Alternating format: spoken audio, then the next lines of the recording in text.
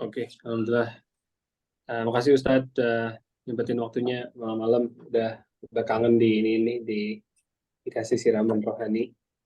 Eh, Alhamdulillahirrahmanirrahim. Wassalatu wassalamu ala asyrofil anbiya wa alihi washabihi ajma'in. Amma ba'du. Segala puji bagi Allah. Serasa Allah seluruh alam. Semoga salat dan selamatan tercurahkan selalu kepada Nabi dan Rasulullah kita sallallahu alaihi wasallam, keluarga dan sahabat-sahabatnya. Eh, Makasih Mbak. Makasih Ustadz udah nyempetin hadir. So ya, silakan Ustadz, waktu dan tempat dipersilakan. Ya, terima kasih Mas Deka. Bismillahirrahmanirrahim. Assalamualaikum warahmatullahi wabarakatuh. Alhamdulillahirabbil alamin. Wa bihi nasta'in ala umuri dunya waddin. Wassalatu wassalamu ala asyrafil anbiya'i wal mursalin wa ala alihi wa sahbihi ajma'in. Amma ba'd. Pada kesempatan malam hari ini insyaallah dengan izin Allah kita bisa ketemu lagi lewat Zoom, dan mudah-mudahan apa yang kita lakukan insyaallah diberkahi Allah dan diridhoi jadi amal ibadah insyaallah. Salat dan salam kita senantiasa sampaikan kepada junjungan kita, kedua hasanah kita, yakni pemimpin kita, Nabi kita Muhammad SAW. Demikian pula kepada seluruh keluarga dan sahabat beliau. Semoga kita terus belajar, terus mengamalkan dan mendakwahkan nilai-nilai yang beliau SAW telah ajarkan bagi kehidupan kita di atas dunia ini. Mas Deka dan teman-teman semua, Bapak Ibu yang hadir, saya mohon izin men-share screen di layar. Insyaallah kita akan membahas mana dia? Insyaallah kita akan membahas kesempatan malam hari ini sesuatu yang saya pikir sangat penting, maka itu begitu ditanya ke Bu Rizka, saya menyarankan agar kita bicara tentang fenomena yang sekarang sedang terjadi, yaitu Palestina dan kaitannya dengan Al-Quran, supaya insya Allah respon atau apa yang harus dilakukan itu jadi benar gitu ya. Benar itu maksud saya gini, kita kan mengirimkan doa, menggalang dana gitu ya, apakah itu cukup? Sebenarnya menurut saya nggak cukup. Ada sesuatu yang penting banget, message yang harus diungkapkan. Jadi mudah-mudahan bisa kita sharing bersama malam hari ini.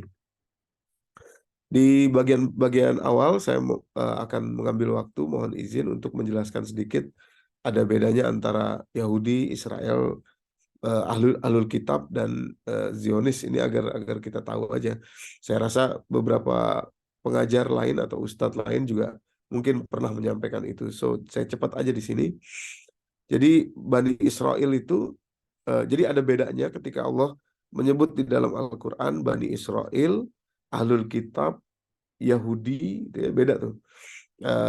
Jadi apa itu Bani Israel? Bani Israel adalah seluruh anak dari Yakub, itu ya. Israel itu anaknya Israel itu namanya dari Nabi Yakub. Banyak dalilnya. Misalkan surat ketiga ayat 93 itu menyebutkan kata-kata Israel dengan domir atau kata ganti hu. Jadi sebenarnya dia satu orang gitu ya. Kalimat auzubillahi minasyaitonirrajim, kullu ta'ami kana hilal li bani Israil illa ma harrama Israil. Nah, itu ya.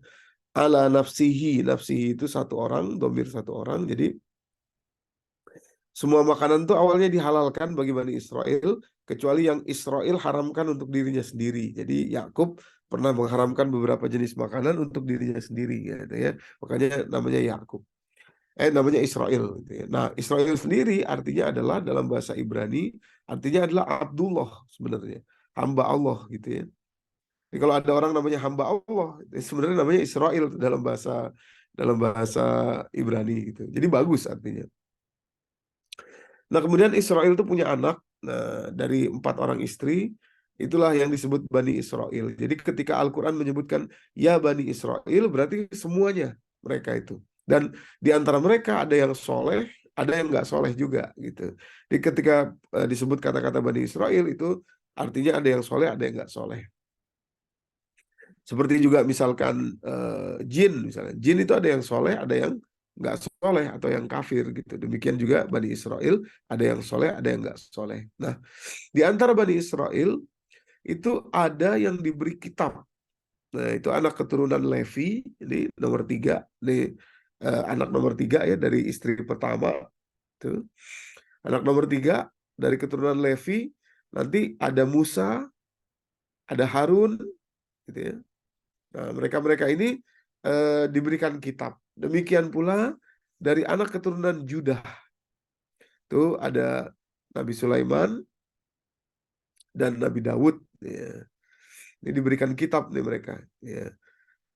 Kalau Nabi Sulaiman hanya beberapa lembar saja meneruskan kitab Zabur dari bapaknya, gitu, dari Nabi Daud, gitu ya. Nah, perdebatannya nanti mereka apakah Isa itu berasal dari keturunan Judah atau berasal dari keturunan Levi. Ada beberapa apa namanya? Ada beberapa versi tentang hal itu. Nah, demikian pula kenabian ada di Nabi Yusuf, yaitu anak ke-11 dari apa namanya, dari Yakub. Nah, jadi begitu disebut ya ahlal kitab, nah, berarti ini cuma 3 keturunan mereka ini, gitu. Ya ahlal kitab. Nah, kalau tadi ya Bani Israel itu lebih luas, kalau ya ahlal kitab berarti lebih sedikit lagi. Nah, adapun Yahudi, gitu ya, ini ada juga dalam bahasa ini, dalam apa bagan yang berbeda. Adapun Yahudi itu adalah nama lain atau nama berikutnya dari Judah atau anak dari Nabi Yakub tadi itu nomor 4, Judah. Nah, Judah itu kemudian bahasa lainnya atau nama lainnya adalah Yahudi, gitu ya. Yahuda dalam bahasa Ibrani, gitu. Dalam bahasa Arab sebetulnya artinya petunjuk atau huda, gitu ya. Jadi bagus artinya itu sebenarnya. Cuma kemudian nanti ada beberapa bentuk kesalahan yang mereka lakukan. Ya, sebentar saya izin minum dulu.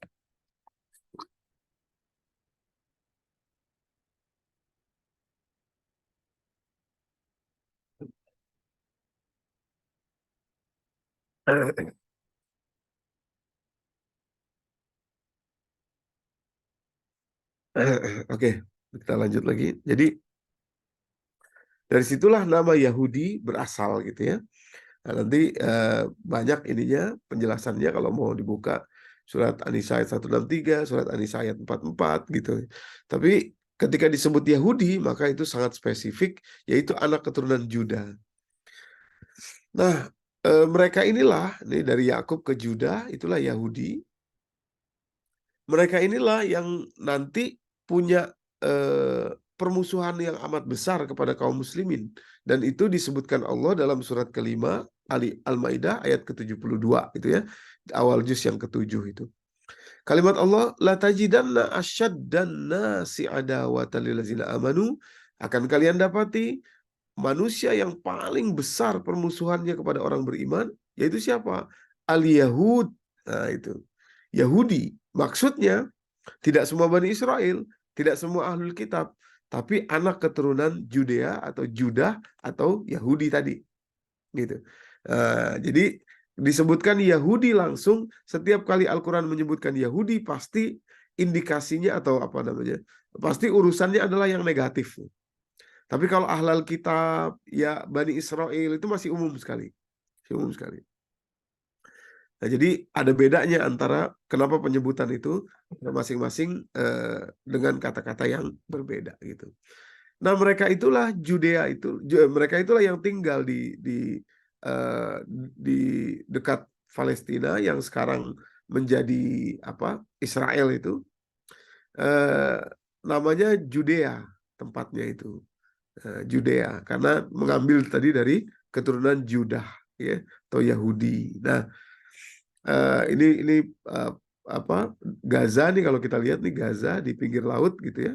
Nah, inilah mereka di sini dulu gitu. Nah, kemudian pada tahun 135 Masehi, setelah mereka tinggal lama di situ di Judea itu, Raja Hadrian yang ketika itu menguasai sampai ke Judea itu. Raja Hadrian itu raja dari Romawi, tapi kekuasaannya sampai ke Judea, sampai ke Palestina yang sekarang ini.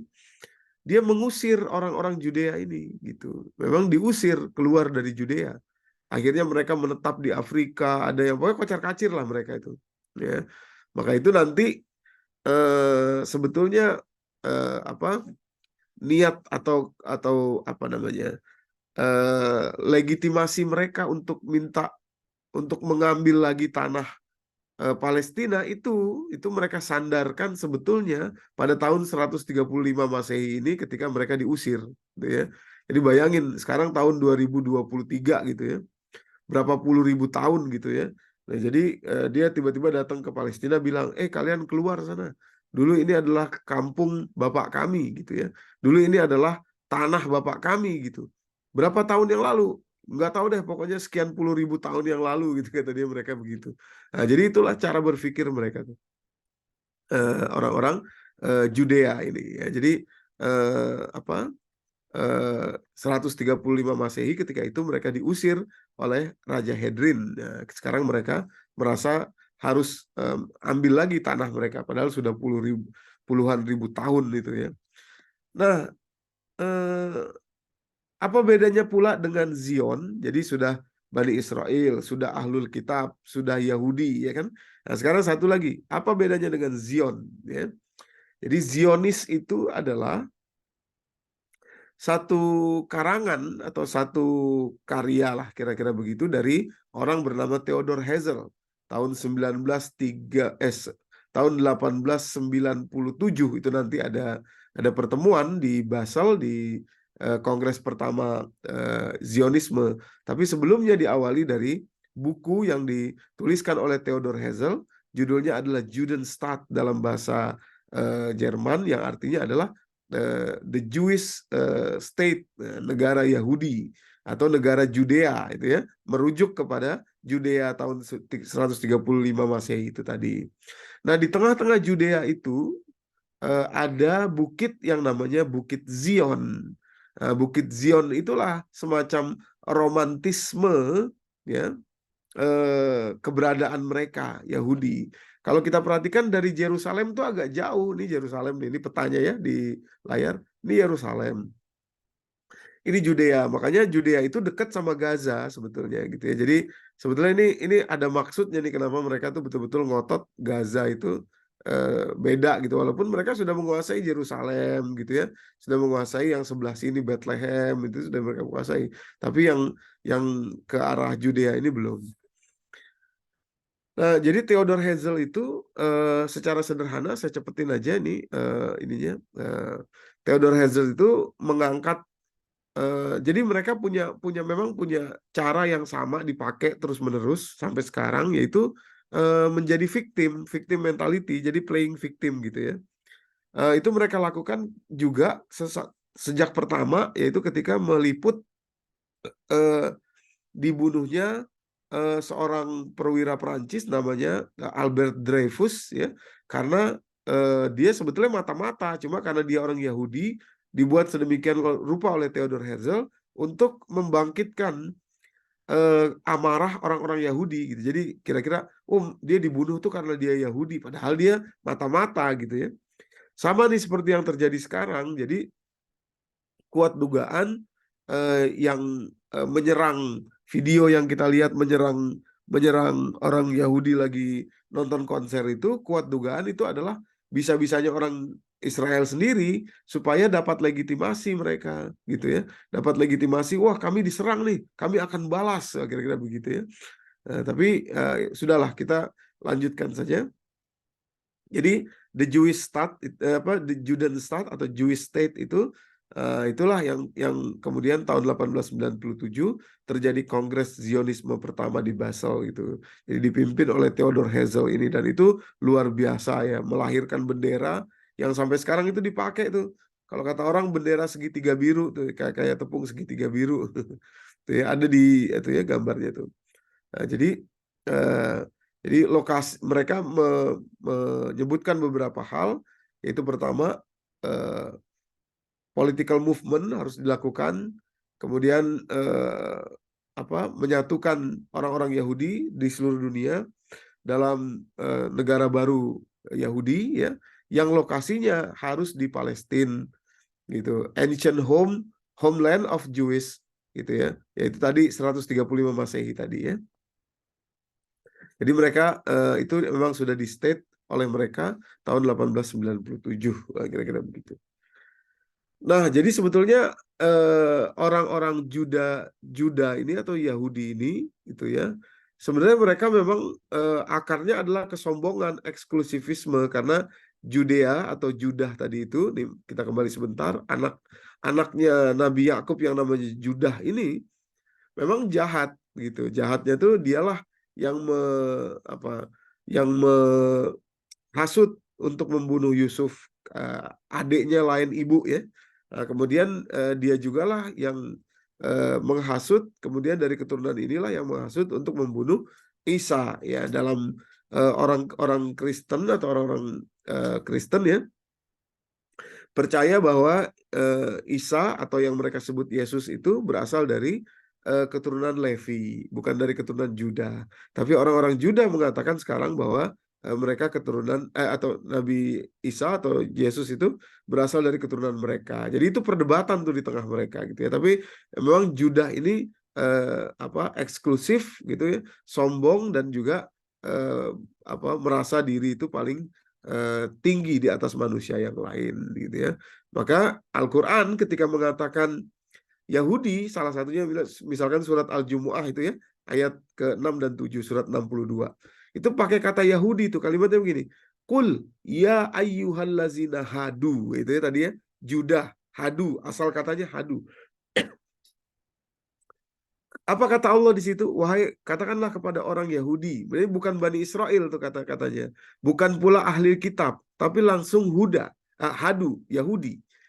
Qul ya ayyuhallazina hadu in za'amtum annakum awliya'u lillahi min dunin nas fatamanawul mauta in kuntum shadiqin. Katakanlah wahai orang-orang Yahudi, jika kalian memang betul-betul yakin bahwa diri kalian itu adalah orang-orang istimewa di sisi Allah. Nah, itu mereka tuh percaya bahwa mereka ini ras yang paling tinggi di antara manusia yang lain. Dan mereka percaya bahwa mereka tuh istimewa di sisi Allah. Nah, itu khusus yang anak keturunan Judah ini atau Yahudi itu. Nah, jadi tidak semua Bani Israel, tidak semua juga ahlul kitab, tidak. Nah, khusus anak keturunan Judah inilah yang disebutkan dalam Al-Quran sebagai Yahudi gitu ya. Nah, jadi khusus mereka itu, memang mereka itulah yang kemudian melahirkan Zionisme ya. Zion tadi itu ya, Theodor Herzl itu tadi. Bahkan ada kabar di tengah-tengah mereka sendiri, mereka tidak mau menerima kalau anak keturunan Judah itu ada yang nikah sama orang luar gitu. Mereka nggak mau terima tuh ya. Harus yang murni, harus yang nikah nggak boleh di luar mereka, harus sama-sama mereka itu.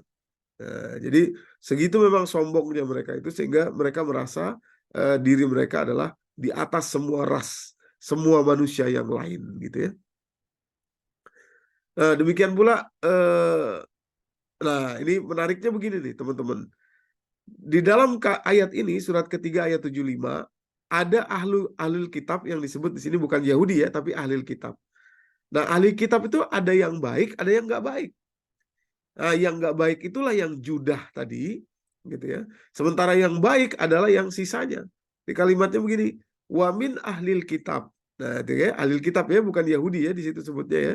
Wamin ahlil kitab, man inta manhu bikin tarin yu'adihi ilaik. Di antara ahli kitab, ada yang kalau kamu percayakan kepada mereka harta yang banyak, pasti mereka bisa dipegang amanahnya, dikembalikannya kepada kamu. Tapi wa minhum man inta manhu bidinarin la yu'addihi ilaika illa madumta alaihi qaimah. Tapi di antara ahli kitab juga ada orang-orang yang kalau kamu kasih 1 dinar aja kepada mereka, itu pasti nggak akan dikembaliin sama mereka. Ya, saking culasnya gitu ya. Nah, yang culas ini yang Judah tadi itu. Gitu. Zalika bi annahum qalu laisa alaina fil ummiyina sabil. Mereka nggak mau ngembaliin uang ke kalian, kata Allah, karena mereka bakal bilang begini, oh kami nggak ada urusan sama orang yang buta huruf. Nah, jadi mereka mandang rendah. Kepada orang lain tuh mereka mandang rendah. Itu sifat dasar mereka tuh. Jadi ahli kitab tidak semuanya juga dalam hal ini culas atau keji, kejam, tidak semua. yang keji, kejam, culas itu adalah yang Judah atau Yahudi yang kemudian melahirkan Zionisme, ya, Zionisme gitu. Oke. Ini pengenalan singkat ya tentang apa itu Bani Israel, apa itu Ahlul Kitab, apa itu Judah, dan kemudian apa itu Zionis ya. Jadi sebenarnya yang membikin ide apa Nabi itu dianggap sebagai anak Tuhan akhirnya sesat itu mereka itu ya, Judah, dari kalangan Judah itu. Dulu sebelum Yesus ya, sebelum Nabi Isa, Uzair juga begitu. Mereka sebut Uzair itu sebagai anak Tuhan gitu ya. Jadinya sesat.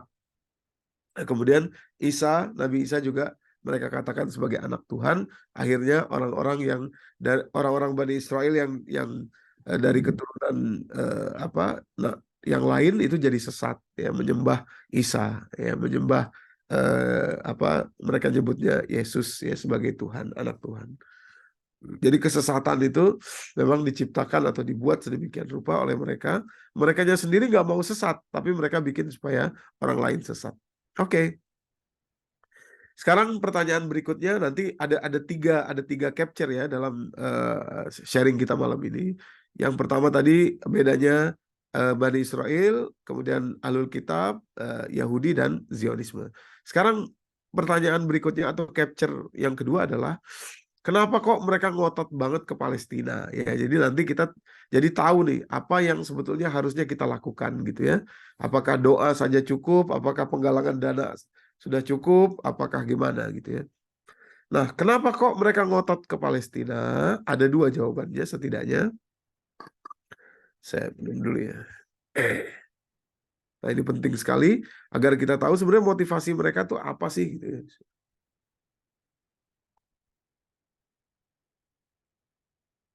Supaya kita bisa merespon dengan lebih baik, lebih dewasa lagi ya. Jadi yang pertama,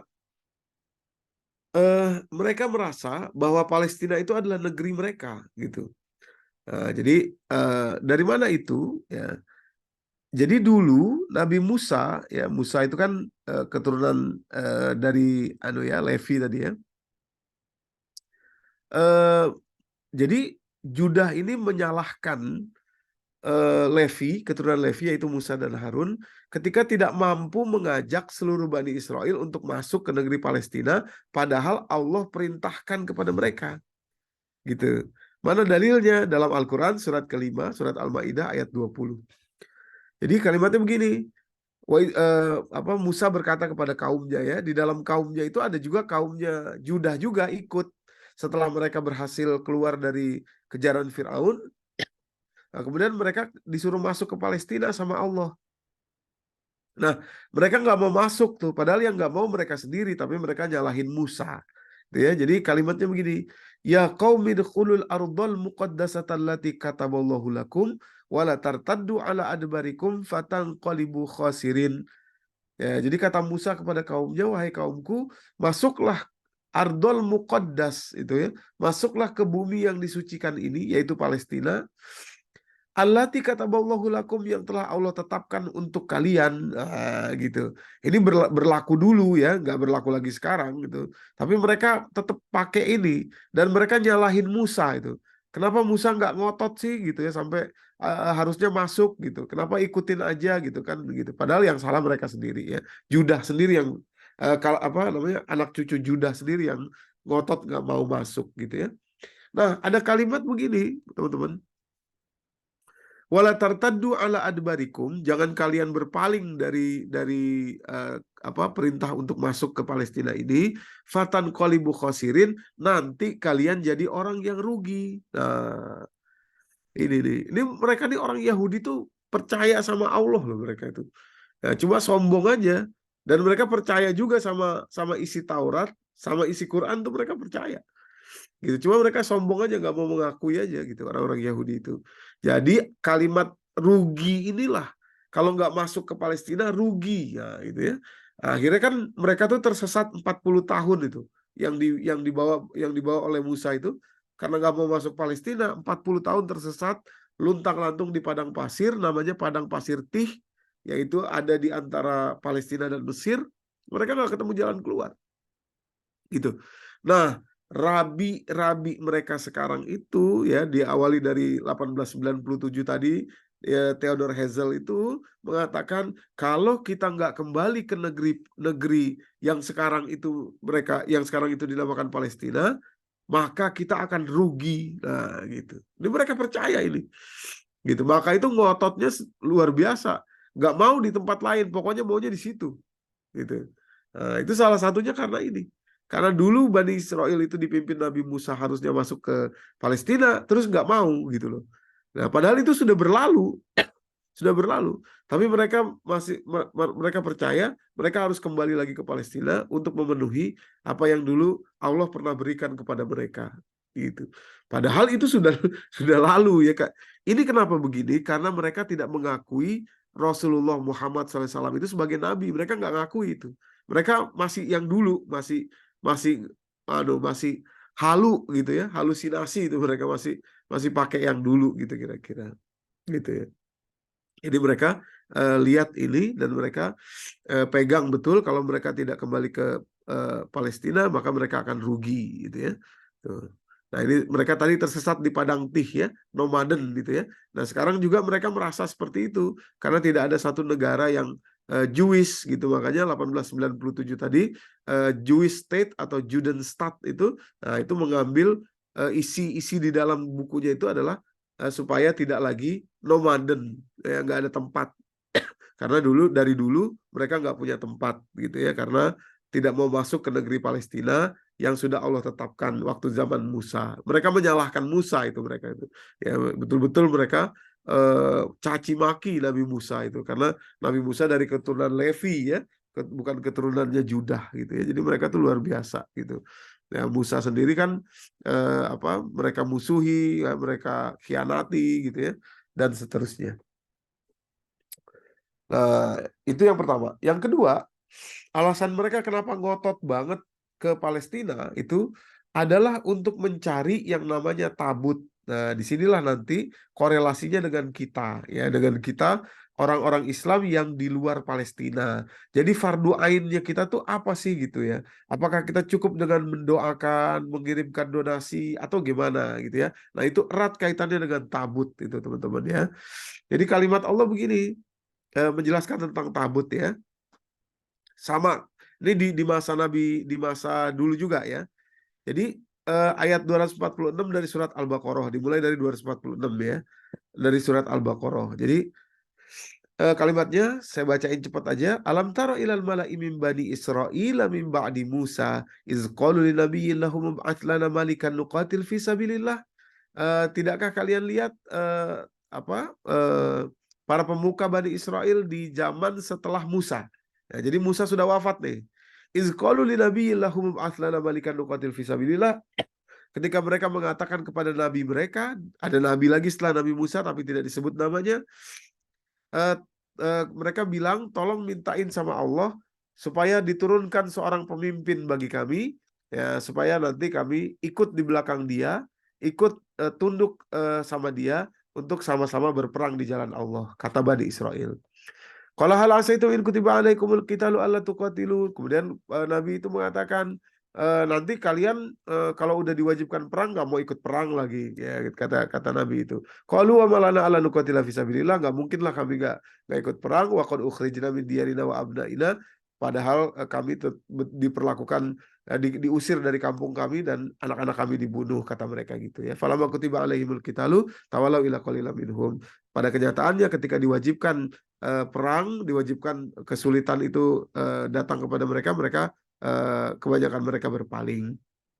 Nah, pada ayat berikutnya 247 Allah mengatakan diutuslah Tolut sebagai pemimpin mereka. Nah, karena Tolut itu orang biasa di tengah-tengah mereka nggak percaya. Mereka mengatakan nahnu ahaqqu bil mulki minhu wa lam yu'ta sa'atan minal mal. Kata mereka, kami lebih layak jadi pemimpin karena kami lebih punya ilmu, lebih punya harta, kata para pemuka Bani Israel itu. Nah, akhirnya mereka minta bukti. Mana buktinya kalau Tolut ini benar-benar pemimpin yang diutus oleh Allah? Ya, kira-kira begitu ya. Nah, akhirnya pada ayat 248-nya diberikanlah bukti, yakni Tolut, ya, Tolut itu nama pemimpin ini ya. Tolut akan membawa tabut. Nah, apa itu tabut? Tabut itu kotak kayak gini menurut apa ya? Menurut eh, beberapa keterangan di Injil dan di Taurat ya. Tabut. Jadi nanti Tolut itu punya anak buah namanya Daud. Setelah Tolut wafat, Daud menjadi pemimpin. Daud nanti punya anak namanya Sulaiman. Dan Sulaiman nanti akan punya kerajaan yang amat besar yang belum pernah dimiliki lagi setelah Sulaiman. Nah, ceritanya mereka ingin kembali nih, orang-orang Yahudi ini ingin kembali mengulangi kerajaan Sulaiman itu, dan mereka runut ke belakang. Ya, kerajaan Sulaiman itu kan adanya karena sebelum Sulaiman ada Daud, dan sebelum Daud ada Tolut. Nah, Tolut diangkat menjadi pemimpin karena dia memegang tabut. Gitu. Jadi intinya adalah kalau sekarang pengen kembali lagi kerajaan Sulaiman itu bisa dimulai dari tabut. Gitu. Itu konstruksi berpikirnya mereka begitu. Nah, kata Al-Quran dalam surat 248 itu, wa qala lahum nabiyuhum inna ayata mulkihi ayyatiyakumut tabut. Tanda-tanda kebesarannya atau tanda-tanda bahwa dia adalah raja adalah dia akan membawa tabut, kata Nabi itu kepada pemuka Bani Israel. Nah, jadi sekarang sebenarnya mereka itu cari tabut, dan tabut itu mereka percaya ada di bawah Masjidil Aqsa atau di tanah Palestina ini, karena terjadinya memang di situ. Nah, teman-teman sekalian yang dirahmati Allah, disinilah peran kita sebagai orang Muslim yang jauh dari Palestina. Kalau orang-orang Palestina, fardu ain mereka adalah melawan. Karena itu kan penjajahan ya. Jadi mereka harus melawan itu. Harus mengangkat senjata dan melawan. Itu fardu ain bagi mereka dan sudah mereka lakukan. Nah, kalau kita fardu ainnya apa? Apakah cukup kirim doa? Apakah cukup kirim bantuan? Tidak. Nah, apa yang harus kita lakukan untuk menghentikan agresi itu secara permanen? Nah, jadi Al-Quran sudah memberikan kepada kita informasi tentang tabut. Untuk apa ada informasi itu di dalam Al-Quran? Gitu ya. Kalau kita renungi itu, untuk apa informasi ini ada di dalam Al-Quran? Al-Quran itu kan milik kita, kita yang baca, petunjuk hidup kita. Tidak lain dan tidak bukan agar kita tidak terkecoh dalam hal ini. Sebetulnya tabut itu nggak terlalu penting, karena tabut itu hanya tempat saja, hanya box, hanya kotaknya saja, hanya casingnya saja. Justru yang penting adalah isi di dalam tabutnya. Nah, apa isinya? Kata Allah, fihi sakinatum mir rabbikum wa baqiyatun mimma taraka alu Musa wa alu Haruna tahmiluhul malaikah. Di dalamnya ada ketenangan jiwa yang diturunkan oleh Tuhanmu kepada Musa dan Harun melalui malaikat. Maksudnya yaitu 10 ayat pertama dari kitab Taurat. Gitu. Dan akhirnya nanti berujung pada kitab Zabur, berujung nanti pada kitab Injil. Nah, jadi teman-teman sekalian, sebenarnya kalau orang tanya sama saya, Ustadz tahu nggak tabut ada di mana? Nggak tahu saya. Tapi kalau isinya, saya tahu sekarang isinya itu ada di mana. Dan bahkan inilah yang lebih penting. Orang-orang Yahudi pun tahu isinya tabut itu ada sekarang. Cuma mereka saking sombongnya, mereka nggak mau mengakui itu. Nah, jadi isi tabut adalah Al-Quran. Sekarang gitu ya. Di zaman ini itu namanya Al-Quran. Ya, jadi dia adalah sebuah ketenangan yang diturunkan Allah melalui malaikat, yaitu malaikat Jibril.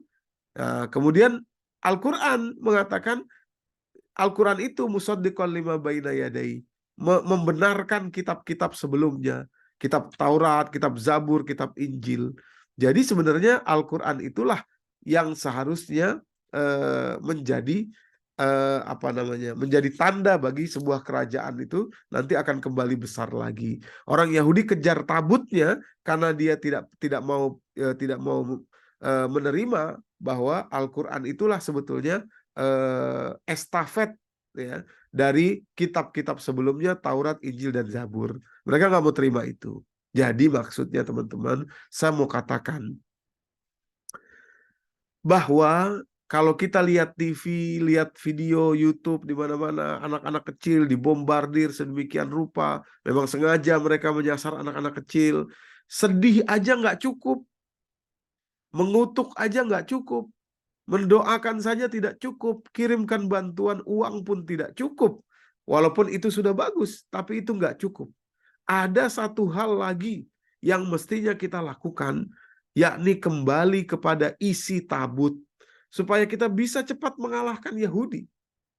Gitu. Mereka tahu ini, mereka tahu bahwa isi di dalam tabut itu adalah Al-Quran. Mereka tahu itu. Sekarang namanya Quran, dulu namanya Zabur, dulu namanya Taurat, dulu namanya Injil. Tapi sekarang dia namanya Quran. Cuma dia nggak mau aja karena sombongnya, makanya dia mau kembali ke yang dulu gitu maksudnya, gitu ya. Nah, kita sekarang kita mengerti bahwa isinya adalah Al-Quran. Jadi kalau lihat anak-anak Palestina, anak-anak berdarah-darah itu sebetulnya teguran Allah untuk kita supaya kita kembali kepada Al-Quran, isi tabut gitu. Itu fardu ain buat kita yang kita aman, tidak ada di sana kena bom dan lain sebagainya, kena rudal dan lain sebagainya. Itu yang sesungguhnya fardu ain yang harus kita lakukan, teman-teman. Ya. Ini gambar display yang Allah tampilkan itu untuk menegur kita tuh. Kalau mereka yang di Palestina fardu ain mereka melawan, kalau kita fardu ain kita adalah kembali kepada tabut yang memang dicari oleh Bani Israel ini, oleh orang Yahudi ini, gitu. Ada sama kita isinya itu, yaitu Quran, gitu ya. Cuma harus betul-betul Quran itu kan ada di rumah kita, ada di masjid-masjid kita, gitu ya. Cuma nggak kita pakai, gitu. Belum kita pakai Quran itu, kita belum kembali menggunakan itu. Makanya kita nggak punya kekuatan untuk mengalahkan Yahudi, gitu. Walaupun kita banyak, gitu ya. Yahudi sedikit, gitu. Itu. Jadi fardu ain kita justru adalah kembali kepada Al-Quran yang merupakan isi tabut. Gimana ceritanya kembali kepada Al-Quran itu, teman-teman? Ya, karena gini ya. Sebelum ditampilkan bagaimana caranya kembali kepada Al-Quran. Jadi tadi orang-orang Yahudi itu pengen menguasai kerajaan Sulaiman. Kenapa mereka pengen menguasai kerajaan Sulaiman? Ini kita punya info juga di dalam Al-Quran itu ya. Jadi rupanya yang mereka sasar itu, yang mereka ingin kuasai itu, sebagaimana kerajaan Sulaiman dimulai dengan angin atau udara, air, space. Gitu ya. Jadi kita perhatikan ketika Nabi Sulaiman diberi kerajaan itu, surat 38, ayat 35 dan 36, beliau mengatakan begini doanya, qala rabbighfirli wa habli mulkan la yanbaghi li ahadin min ba'di innaka antal wahhab. Ya Allah, ampunilah saya dan berikanlah kepada saya kerajaan yang tidak akan pernah Engkau berikan lagi kepada orang setelah saya. Sungguh Engkau Maha Pemberi. Apa yang Allah kemudian berikan kepada Nabi Sulaiman sebagai pembuka kerajaannya itu, yang pertama sekali beliau kuasai, fasakharna lahur rih tajri bi amrihi ruqaan haitsu asab. Maka fa itu artinya maka ya. Maka ya, untuk memulai kerajaan yang diminta Sulaiman tadi, kami tundukkan angin kepada dia, berhembus dengan baik sebagai kemanapun arah yang dia sukai atau yang dia kehendaki. Jadi kekuasaan pertama Nabi Sulaiman sebelum yang lain-lainnya, menguasai lautan, menguasai teknologi teleportasi itu ya, teknologi teleportasi pernah dikuasai Nabi Sulaiman itu. Nah, sebelum itu beliau menguasai angin atau aerospace. Nah, itu ya. Ini sekarang terjadi nih teman-teman ya. Kalau kita perhatikan bagaimana satelit ya, bagaimana bandwidth telekomunikasi dan lain sebagainya, itu semua ada di udara. Nah, inilah yang ingin dikuasai oleh orang-orang Yahudi untuk menguasai kembali kerajaan Nabi Sulaiman, gitu ya. Nah, sebenarnya itu milik kita, gitu teman-teman. Al-Qur'annya ada dan Al-Quran adalah isi tabut, cuma kita belum pakai. Gimana cara pakainya? Ini saya tutup dengan cerita singkat dari Korea Selatan ini. Jadi rupanya presiden ke-6 ya, presiden ke-6 Korea Selatan namanya Park Chung-hee ya, pernah datang ke Malaysia ya tahun 1963. Dia menjabat 1962. Setahun kemudian dia datang ke Korea Selatan, ke Malaysia dalam kunjungan kerja. Nah, ketika itu teman-teman ya, Mas Deka kan di Singapura dekat nih sama Malaysia ya. Jadi ketika itu si Park Chung-hee ini, presiden Korea Selatan ini, yang oleh orang Korea Selatan sendiri diakui sebagai presiden bapak reformasinya mereka lah gitu ya, yang membangkitkan ekonomi Korea Selatan sampai sekarang menjadi salah satu negara maju ya, negara kaya gitu ya. Nah, pada 1963 itu Park Chung-hee melihat satu potong kaligrafi di dinding gitu ya. Kemudian dia tanya kepada Tun Abdul Razak yang ketika itu menjabat sebagai wakil Perdana Menteri Malaysia. Dia tanya kaligrafi itu. Dia tunjuk ini apa ini? Tulisan bahasa mana ini, kata dia gitu ya, di kantornya Tun Abdul Razak itu. Kemudian Tun Abdul Razak menjelaskan, oh ini dari kitab suci kami, dari Al-Quran ini, gitu ya. Lalu kata Park Chung-hee, apa isinya?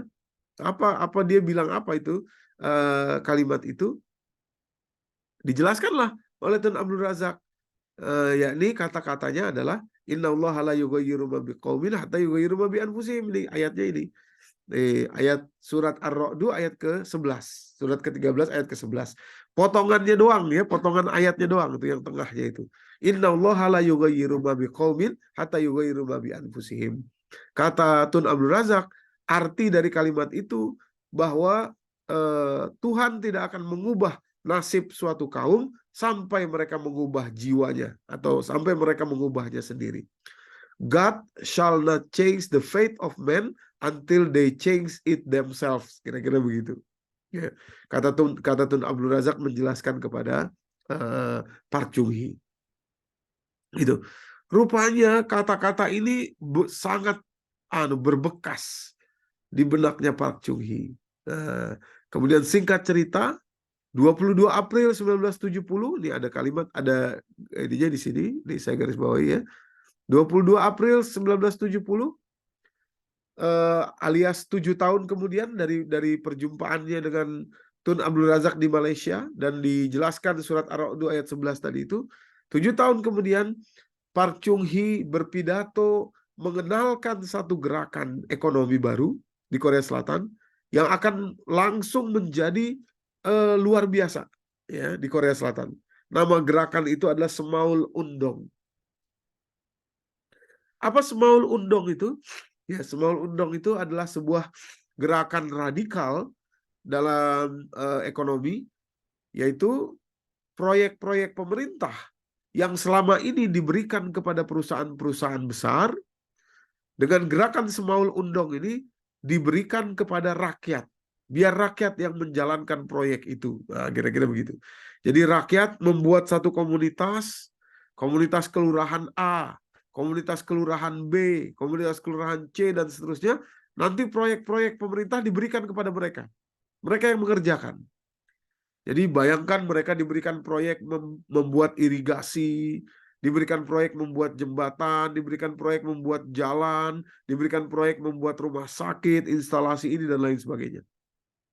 Nah, ketika itulah rakyat yang diberikan proyek ini tentu saja akan mengatakan, mana kami bisa? Nggak mungkin bisa kami membuat irigasi, kami nggak pernah ngerti bagaimana caranya bikin irigasi. Kami nggak tahu bagaimana caranya bikin jalan, bikin jembatan. Nah, disitulah kata-kata dari Tun Abdul Razak 7 tahun yang lalu di Malaysia itu, disitulah dipakai oleh Park Chung-hee. Dia mengatakan, Tuhan tidak akan mengubah nasibmu sampai kamu mengubahnya sendiri. Bahkan dalam pidato itu dikutip oleh Samsudin Arif, dia adalah dosen tetap ini di gambarnya di sini di Universitas Gontor, Universitas Darussalam Gontor ya, pernah belajar di Oxford ya, pernah belajar juga di Frankfurt. Dia dia mengutip itu, dia mengatakan bahkan ya, Park Chung-hee itu di pidato awalnya memperkenalkan gerakan Semaul Undong itu, dia mengutip kata-kata itu dari Tun Abdul Razak. Tahun 63 dia state itu. The religion of Muhammad, bahkan dia katakan begitu.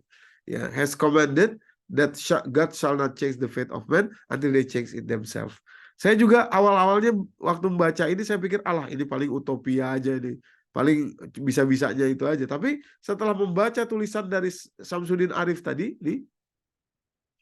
dilanjutkan dengan bukti-bukti yang dia tampilkan, ya, termasuk di dalamnya perangko yang terbit tahun 1969 bergambar Park Chung-hee dan Tun Abdul Razak.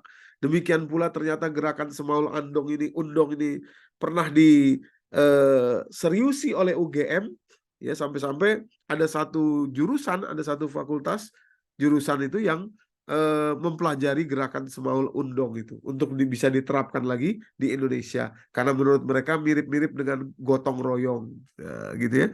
Cuma bedanya ini ada dananya dari pemerintah, gitu ya, dan diawasi betul ketat, gitu. Jadi kata Park Chung-hee, saya tahu kalian nggak bisa bikin irigasi, oleh karenanya kalian harus belajar.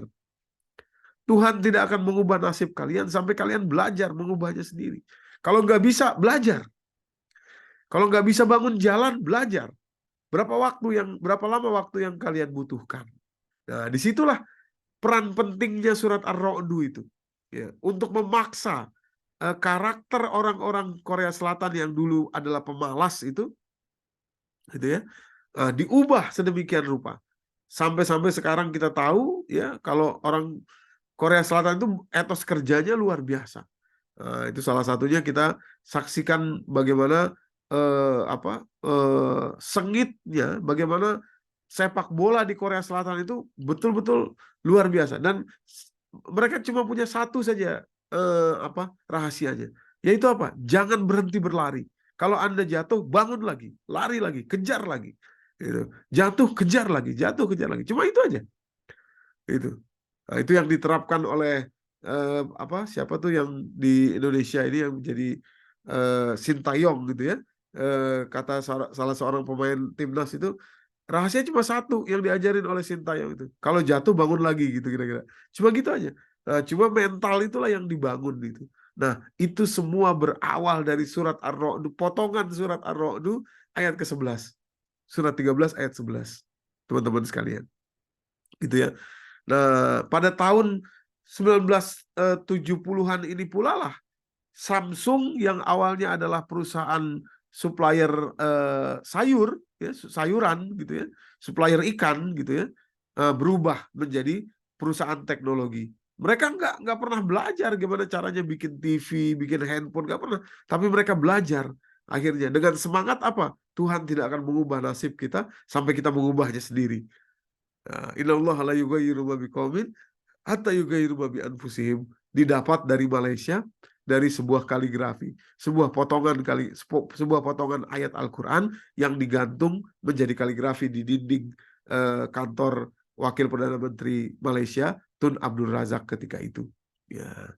Nah, jadi teman-teman yang dirahmati Allah, inilah yang terjadi sampai akhirnya tahun 79 Park Chung-hee dibunuh, ditembak gitu ya. Kuat dugaan ditembak oleh orang suruhan dari konglomerat-konglomerat yang sakit hati sama dia karena nggak dapat lagi konglomerat, nggak dapat lagi proyek. Yang dapat proyek sekarang rakyat. Makanya uang rakyat banyak gitu. Jadi ekonomi rakyat langsung naik gitu karena proyek-proyek pemerintah diberikan kepada rakyat. Gitu. Gerakan yang radikal itu, Semaul Undong itu. Jadi dari tahun 1961 ketika pertama kali Park Chung-hee menjabat, pendapatan per kapita Korea Selatan GDP-nya ketika itu masih $92 per tahun, gitu ya. Berubah tahun 2012 sampai menyentuh angka $24.590 per tahun. Gitu. Ya, jadi luar biasa. Naiknya itu 24.000 gitu, $24.000 itu naik selisihnya itu ya, dari 1961 ke 2012 gitu ya. Itu bahkan menjungkir balikan prediksi Jenderal MacArthur yang menjadi sekutu Korea Selatan ketika perang dengan Korea Utara. Ya, Jenderal MacArthur pernah bilang, wah setidaknya butuh 100 tahun ini bagi Korea untuk bangkit itu ya. Rupanya Korea Selatan membuktikan hanya dalam waktu kurang lebih 50 tahun mereka jadi negara maju. Gitu. Dan kalau boleh kita buka rahasianya, yaitu sepotong ayat Al-Quran, surat Ar-Ra'd ayat ke-11, Innallaha la yughayyiru ma biqaumin hatta yughayyiru ma bi anfusihim. Ya, dipopulerkan oleh Park Chung-hee, presiden ke-6 mereka. Nah, itu teman-teman. Jadi inilah sebetulnya mengaplikasikan Quran itu. Jadi selama ini Quran itu kita baca, kita hafal, kita beautify bacaannya, ya itu bagus tentu saja. Tapi dengan adanya perang di Israel dan Palestina ini, anak-anak kecil yang kita lihat wafat berdarah-darah, itu adalah cambuk bagi kita, orang-orang Muslim yang ada di luar Palestina, untuk kembali kepada Al-Quran dengan kembali yang sebenar-benarnya, yakni menjadikan Al-Quran itu sebagai petunjuk pedoman hidup, mengubah karakter kita, sifat kita, gitu. Jangan males gitu, ya. Jangan biarkan waktu kita itu sia-sia, gitu.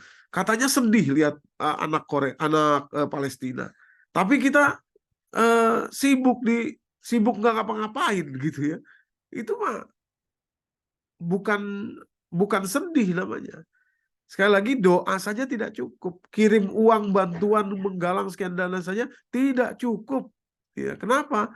Karena untuk mengalahkan ya orang-orang Yahudi itu harus membentuk generasi yang tangguh seperti itu, gitu ya. Menjadikan nilai ekonomi yang seperti Korea Selatan itu, ya, dan Korea Selatan berhasil dengan satu potong ayat dari surat Ar-Ra'd. Kita punya banyak, hadirin yang dirahmati Allah. Satu Quran punya kita itu. Ya, cuma kita belum buka, belum kita pakai itu seisi Quran itu, gitu ya. Nah, terakhir saya ingin tampilkan ada satu ayat yang sebetulnya sudah dipakai ya oleh para pesepak bola internasional itu. Ini dari Al-Quran ini harusnya kita duluan gitu ya. Saya waktu baca jurnal ilmiah, jurnal penelitian yang ditulis oleh Profesor Asker Jukendorp ini dari Birmingham University ya. Dia yang kemudian menuliskan artikelnya ya mengenai apa yang dikenal dengan carbohydrate rinsing atau carb rinse gitu ya. Jadi kalau kita lihat Cristiano Ronaldo, Lionel Messi gitu-gitu ya, para pesepak bola profesional itu mereka seringkali di menit-menit ke 70 ya pertandingan itu mereka masukin air kumur-kumur terus dibuang lagi gitu ya. Itu tuh bukan nggak sengaja gitu ya, bukan untuk supaya perutnya nggak penuh, bukan. Tapi apa yang dilakukan itu adalah carbohydrate rinsing. Itu cairan khusus ya yang glukosanya berkonsentrat 6% ya. Kemudian berkumur-kumur 5-10 detik gitu. Nah, kemudian dibuang lagi, itu menstimulus area otak ya, motorik korteks yang sarafnya itu berada di rahang kita, di ujung lidah kita. Gitu ya. Nah, itu akan membuat fisik kita, motorik fisik tadi itu bisa naik sampai 75% gitu. Nah, jadi semacam ya boleh dibilang semacam tipuan otak gitu yang dilakukan, trik ya yang dilakukan kepada motorik korteks manusia. Nah, dan itu terbukti berhasil. Nah, hadirin yang dirahmati Allah, yang sayangnya adalah sebetulnya itu berasal dari Al-Quran. Surat kedua tadi, surat Al-Baqarah 249 itu dilakukan juga oleh Tolut. Ya. Jadi kalimatnya itu surat 249 falama fasola Tolutu bil jundi qala inallahu mubtalikum binahar. Tolut bilang ke pasukannya ketika dia bawa pasukan untuk perang, dia bilang nanti ada di depan kita bakalan kita ketemu sama sungai, ya, air sungai. Nah, kata Tolut, faman syariba, barang siapa yang minum, kata-katanya syariba di situ ya, faman syariba minhu falaisa minni. Kalau kamu minum dari sungai itu, maka saya tidak mengakui kamu sebagai pasukan saya. Kata Tolut gitu. Tapi kalimat berikutnya Al-Quran menginformasikan kepada kita berubah dari kata-kata syariba menjadi to'ama. To'ama. Ya, falaisa minni. Wa man lam yat'amhu, kata Tolut. Wa man lam yat'amhu, bukan yashrabhu. Wa man lam yat'amhu fa innahu minni. Tapi barang siapa, harusnya ya, kata-katanya makan. Gitu. To'am kan makan. Gitu. Nah, jadi awalnya minum syaroba tapi berganti dengan makan. Sayangnya dalam terjemahan diartikan kedua-duanya minum. Padahal ini gede sekali dampaknya, itu besar banget ya dampaknya. Jadi harusnya kalimatnya barang siapa yang minum dari air dari sungai nanti, maka saya tidak mengakui dia sebagai golongan saya. Kecuali yang tidak menelannya, yang tidak memakan air itu. Artinya air itu boleh diminum tapi jangan ditelan. Fa'innahu minni, kalau kalian lakukan itu, diminum tapi tidak ditelan alias dibuang lagi, maka saya mengakui mereka adalah anak buah saya, kata Tolut gitu. Gitu ya. Ini persis seperti yang dilakukan oleh karbohidrat rinsing. Diminum tapi jangan ditelan. Ya. Untuk menstimulus saraf-saraf motorik korteks yang ada di mulut kita. Gitu ya. Nah, akhirnya ya pada lanjutan ayatnya orang-orang yang melanggar perintah Tolut, dia minum glek-glek-glek gitu ya sampai dia telan, akhirnya mereka lemes. Nah, mereka takut untuk perang. Sementara yang mengikuti perintah Tolut, stamina mereka tetap terjaga, bahkan mereka mengatakan qala allazina yazunnuna annahum mulaqullah kam min fi'atin qalilatin ghalabat fi'atan katsiratan biiznillah. Ya, maju terus kita pokoknya. Kata-kata tentara Tolut yang taat sama dia, yang minum tapi tidak ditelan gitu. Ya, nggak dimasukin ke tenggorokan gitu ya. Jadi melakukan karbohidrat rinsing ya. Staminanya bertambah 75% gitu ya. Masya Allah, saya membaca jurnal itu dari Asker Zuckerberg itu, langsung saya teringat ayat ini. 249 dari surat Al-Baqarah. Harusnya ini adalah milik kita. Nah, itu maksudnya. Dan ini baru sedikit dari Al-Quran ini. Ya, Al-Quran menyimpan segitu banyaknya yang belum terbuka, yang belum kita masuki, ya. Hal-hal yang luar biasa yang sebetulnya justru adalah menjadi kebutuhan bagi dunia ini. Teman-teman sekalian, Bapak Ibu yang dirahmati Allah. Oleh karenanya, inilah Al-Quran dan agresi Zionis Israel kepada Palestina ini sebetulnya mengingatkan kepada kita untuk kembali kepada Al-Quran. Jangan buang-buang waktu lagi, gitu ya. Jangan kita santai-santai, gitu ya.